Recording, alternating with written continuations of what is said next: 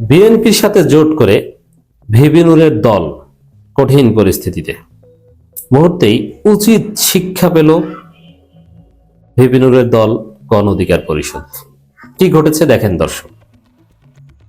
VP নূরকে বলা হয় জুনিয়র এরশাদ। এরশাদ যেরকম সকালে এক কথা বলতো, বিকেলে এক কথা বলতো, ভিপি নূর ওই টাইপের একটা বাটপার ছেলে। ভিপি নূর আমার ছোট ভাই, আমি ওকে চিনি এবং জানি, এবং ভিপি নূরের দলের রাশেদ, ফারুক, ওদের সবাইকে চিনি জানি। গণ অধিকার পরিষদের একটা বিরাট অংশ অবশ্য শিবির থেকে যাওয়া, আবার একটা অংশ ছাত্রলীগ থেকে যাওয়া, আর একটা অংশ কোনো পলিটিক্সই করতো না। আমি ভালোভাবেই চিনি আমাদের সমসাময়িক সবাই। তো সেখানে ভিপি নূর সংগ্রামী, এটা ঠিক আছে, এবং নির্যাতিত মজলুম এবং জুলুমের মধ্য দিয়ে ভিপি নূরের উত্থান, ভালো বক্তা, সব ঠিক আছে। কিন্তু গরিব ঘরের ছেলে হওয়ার কারণে ভিপি নূর তার চরিত্র ধরে রাখতে পারেননি। আপনারা দেখেছেন ভিপি নূরের বিতর্ক বা কতটা ব্যক্তিত্বহীন, বা জুনিয়রের সাথে সকালে এক কথা বিকালে এক কথা। যে হাসিনা বাহিনী কত অত্যাচার নির্যাতন করেছে, যে হাসিনাকে যে মা বলে এসেছে, পাঁচই সালাম করে এসেছে। যদিও এটা পরিস্থিতি শিকারে অনেকেই বাধ্য হয়েছে, কিন্তু এটা ভিপি নূর, ভিপি হিসাবে আমরা অনেকেই হাসিনাকে মাননীয় মাননীয় বলতাম, এটা আমি অস্বীকার করি না। কিন্তু ভিপি হিসাবে একেবারে মানে অতিরঞ্জিত, মায়ের সাথে তুলনা করা, অমুকতম মায়ের প্রতি ছবি দেখতে পাচ্ছি, এই পাম দেওয়ার দরকার কি ছিল? এবং তিনি ছাত্রলীগের পরিচয় এক সময় গর্বের সাথে বলতেন। ছাত্রলীগের একটা পদও ছিল ভিপি নূরের। এরপরে ভিপি নূর এক প্রথম কেলেঙ্কারিটা ঘটিয়েছেন বিকাশ। এই যে বিকাশে তাকে টাকা দিয়েছে জনগণ, এটা একটা বড় অর্জন। আর এজন্য আমি বিকাশ হিসাবে তাকে ট্রল করার বিরুদ্ধে ছিলাম। কারণ বিকাশের টাকা চাইলেই কি মানুষ দেয়? আপনি চান আপনাকে দিবে? যেমন ছাত্রলীগের গোলাম রব্বানি ফেসবুকে পোস্ট দেখ যে আমি এই ভালো কাজ করতেছি, আমার বিকাশে টাকা দেন, ওরে কেউ দিবে? কিন্তু নূরকে দিয়েছে। মানে মানুষ তখন পছন্দ করত, বিশ্বাস করত, ভালোবাসত, আস্থা রাখত। কিন্তু সেই বিকাশের টাকা পয়সা মেরে খেয়েছে, হিসাব দিতে পারেনি। এই বিকাশের টাকা দিয়ে মোটামুটি স্বাবলম্বী জীবন বেছে নিয়েছে। ওটা নিয়ে ওদের দলের মধ্যে একটা ভাঙন সৃষ্টি হয়েছে যে বিকাশের টাকার হিসাব দিতে পারে না। তখন থেকে ওর দলের লোকজনই বিকাশ নূর বলেছে, আর ওইটাকে আওয়ামী লীগ মার্কেটিং করেছে। এরপরে মাঝে মাঝে বিএনপিকে গালি দেয়, মাঝে মাঝে জামাতকে গালি দেয়, এদিকে ওদিকে। আর 5 আগস্টেও তার ভূমিকা ছিল অসাধারণ, আমি সেই ভূমিকাকে শ্রদ্ধা করি। 5 আগস্টের পরও উল্টাপাল্টা কথা অনেক বলেছে। একবার জামাতের দিকে ঝুঁকে, একবার বিএনপির দিকে। যেই বিএনপি মারে তারপর লাভ দিয়ে জামাতের দিকে আসে, জামাতের মহাসমাবেশে যায়, চরমরায় মহাসমাবেশে যায়, কত কিছু। হ্যাঁ, সংস্কার ছাড়া কোনো নির্বাচন হতে দেওয়া যাবে না। কিসের সংস্কার? নির্বাচন হতে হবে, স্থানীয় সরকার নির্বাচন আগে হতে হবে। না না, স্থানীয় সরকার নির্বাচনের পরিবেশ নাই, ছাত্র সংসদ নির্বাচন দিতেই হবে, ছাত্র সংসদ নির্বাচনের দরকার নাই। বিএনপি চান্দাবাজ, না বিএনপি দুনিয়ার সবচাইতে ভালো। এই যে এরশাদ, ডক্টর শফিকুল ইসলাম মাসুদ একটা কথা বলতেন যে ম্যান ইজ এরশাদ, মানে মানুষ পরিবর্তনশীল। মানে এরশাদ যেরকম সকাল এক কথা বিকাল এক কথা। এরশাদ 2013 সালে বলেছিল যে এই নির্বাচনে আমি যাব না, জাতীয় নির্বাচনে যাব না, নির্বাচনে গেলে মানুষ থুতু দিবে। এরপরে আবার সন্ধ্যায় বলেন যে আমি নির্বাচনে যাব, আবার বলেন যে না নির্বাচনে যাব না। যদি শেষ পর্যন্ত নির্বাচনে যেতে চান নাই, জোর করে তাকে হসপিটালে ভর্তি করিয়ে গোয়েন্দা সংস্থা নির্বাচন করিয়েছে। ভারতের সেই সুজাতা সিং এর ঘটনা আপনারা জানেন। এরশাদ হচ্ছে, এই ভিপি নূর হচ্ছে ওই জুনিয়র এরশাদ। এরপরে আপনাদের অবগতির জন্য জানাচ্ছি, এই প্রজন্ম অনেকে জানে না, ভিপি নূর ইসরায়েলের গোয়েন্দা সংস্থার লোক মেহেদি সাফাদির সাথে দুবাইতে বৈঠক করেছে। এই বৈঠক অনেক অস্বীকার করেছিল।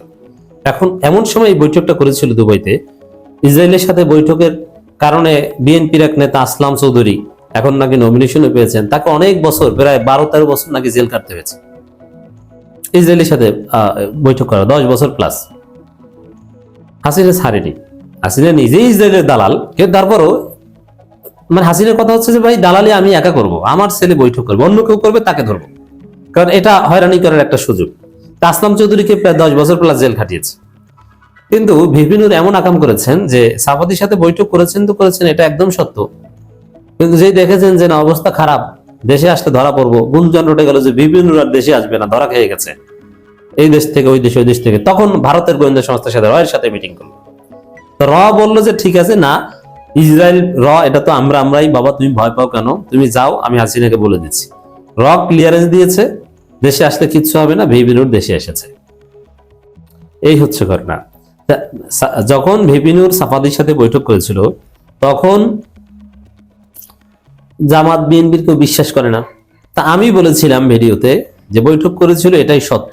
তখন আমার বক্তব্য এবার আওয়ামী লীগের বিভিন্ন পেজে প্রচার করা হচ্ছে এবং জামাত ইসলামের ইউরোপের মুখপাত্র ব্যারিস্টার আবু বকর মোল্লা তিনিও বলেছিলেন এবং আমরা জেনে শুনেই বলেছিলাম। যাই হোক দর্শক, ভিপি নূরের একটু আমলনামা দিলাম। এই ভিপি নূর বিএনপি কর্তৃক মায়ের খেয়েছে পটুয়াখালীতে, হাসান আল মামুন কর্তৃক মায়ের টের খেয়ে জামাতের দিকে যাবে অমুক তমুক। শেষ পর্যন্ত তারেক রহমান যে একটু ফোন টোন দিয়েছে গলে গিয়েছে। আর বিশেষ করে রাশেদের আসনটা বিএনপির পক্ষ থেকে আগে থেকে নিশ্চিত ছিল, যার ফলে রাশেদ তো মানে বিএনপি কর্মীর মতো ভূমিকা পালন করেছে। এখন তারেক রহমান এসেছে, ভিপি নূরদের আব্বা এসেছে, দেখা করার সুযোগ পেয়েছেন, দেখা করেছেন। এখন ভিপি নূর বলছে যে বিএনপি ছাড়া অন্য কোনো দল রাষ্ট্র ক্ষমতায় গেলে দেশ পরিচালনা করতে পারবে না। দালালি কত প্রকার ও কি কি। তো অন্য কোনো দল রাষ্ট্র ক্ষমতায় দেশ পরিচালনা, এটা কোনো গণতান্ত্রিক কথা না। তাহলে তো নির্বাচনই হওয়া উচিত না। যেহেতু নির্বাচনের মাধ্যমে অন্য কোনো দল রাষ্ট্র ক্ষমতা যাওয়ার সম্ভব না, অতএব নির্বাচনই উচিত না। নির্বাচন বাদ দিয়ে তারেক রহমানকে প্রধানমন্ত্রী বানিয়ে দাও। এর অর্থ তো এটাই। দালাল চাটুকার কত প্রকার কি কি, ইতর কত প্রকার কি কি, ভিপি নূরকে দেখলে বুঝবেন। Number one. দ্বিতীয় হচ্ছে স্থানীয় বিএনপি এখনো ওর পাইলে থাপড়াইবে, এটা হাসান আল মামুন বলে দিয়েছে। স্থানীয় বিএনপি কেউ ভিপি নূরের সাথে নাই। ভিপি নূর নিশ্চিত পরাজিত হবে, লিখে রাখেন। ভিপি নূর এমপি হতে পারবে না শুধু বিএনপির কাছে যাওয়ার কারণে। এই আলামত আমি দেখাচ্ছি এখন। এই আলোচনা মূল বিষয় শেষের দিকে আসি। তো দর্শক, তারেক রহমানের কাছে অভিযোগ দিয়ে এসেছেন যে আব্বা বা ভাই যা বলেন, কি বলেন আমি জানি না, না স্যার বলেন, ভাইয়ে তো বলেন না মনে হয়, যে স্থানীয় বিএনপি হাসান আল মামুন আমাকে ভয় দেখে, আমাকে মারে, কিছু একটা করেন, এই অভিযোগ দিয়ে এসেছে। মজার বিষয়, বৈঠকে রাশেদ খান আর এক চাটুকর দালাল, বিএনপির দালাল রাশেদ খান ছিল বলে যে তারেক রহমান জুলাই আন্দোলন সমন্বয় করেছে, অথচ বিএনপি এই আন্দোলনের পক্ষেই ছিল না। বিএনপি বলেছে যে আমরা এটার সাথে নাই, কোটা সংস্কার আন্দোলনের সাথে নাই, গণ অধিকার পরিষদ ছিল। এখন তারেক রহমানকে পাম দিতে হবে, দিচ্ছে। এখন গণ অধিকার পরিষদের মিটিং এ এই বিএনপি কর্মী রাশেদ কেন? কারণ এটা হচ্ছে গণ অধিকার পরিষদের আর একটা নাটক। এই যে রাশেদ বিএনপি থেকে পদত্যাগ করে ধানের শীষ নিয়ে নির্বাচন করছে, এটা ভিপি নূরের সিদ্ধান্ত হয়েছে। কারণ ট্রাক মার্কাতে জিততে পারবে না, আর ভিপি নূর জেতার একটা সম্ভাবনা ছিল, কারণ তার একটা পরিচিতি আছে, আর রাশেদকে তো কেউ চিনে না। এই কারণে বলছে তুমি পদত্যাগ করে ধানের শীষে নির্বাচন করো, পরে আবার ঘুরে ফিরে একটা পর্যায়ে যেহেতু হারো কোনো না কোনো ভাবে গণ অধিকার পরিষদে আসতে পারবা। এটা গণ অধিকার পরিষদের অফিসিয়াল সিদ্ধান্তেই রাশেদ পদত্যাগ করে তারপরে ধানের শীষে নির্বাচন করছে। এটা আসলে পদত্যাগ না, এটা নাটক। আর এই কারণে এই বৈঠকে রাশেদ থাকে। তো দর্শক, এখন এই বিএনপির সাথে জোট করে যে কতবার ভুল করেছে তার শিক্ষা কিন্তু পাচ্ছে। এই শিক্ষা কি? এটা ফারুক হাসান আর এক নেতা, তিনি আবার চমৎকার ভাবে ব্যাখ্যা করেছেন। ফারুক লিখেছেন, ফারুক আমার দেখা গণ অধিকার পরিষদের সৎ ছেলেদের মধ্যে একজন, পিওর সৎ ছেলে, কোনো ভেজাল নেই, ব্যক্তি জীবনের সৎ। প্রিয় রাকিব, তুমি পরাজিত হওনি ভাই, তোমাকে আমরাই পরিকল্পিতভাবে পরাজিত করেছি। জগন্নাথ বিশ্ববিদ্যালয়ে তোমার যে জনপ্রিয়তা এবং ছাত্রদের কাছে ইমেজ, তুমি একা দাঁড়ালেই বহু ভোটে বিজয় লাভ করতে। যখনই দেখি অমুক প্যানেল সমর্থিত ভিপি প্রার্থী রাকিব, তখনই জয় নিয়ে খটকা লাগে।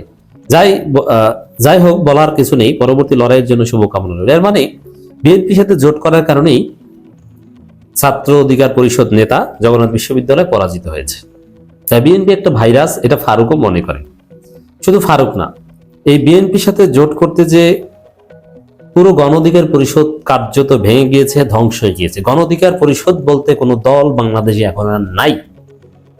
আমি চ্যালেঞ্জ দিয়ে বলছি, দেয়ার ইজ নো গণ অধিকার পরিষদ ইন বাংলাদেশ। তা দেখেন, ওটা কিচ্ছু না, ভুয়া, কোনো লোকজন নাই। এর যুব অধিকার পরিষদের নেতা নিয়মিত ভিপি নূরদের বিরুদ্ধে লেখেন এবং এই বিএনপির সাথে জোট করার বিরুদ্ধে লেখেন।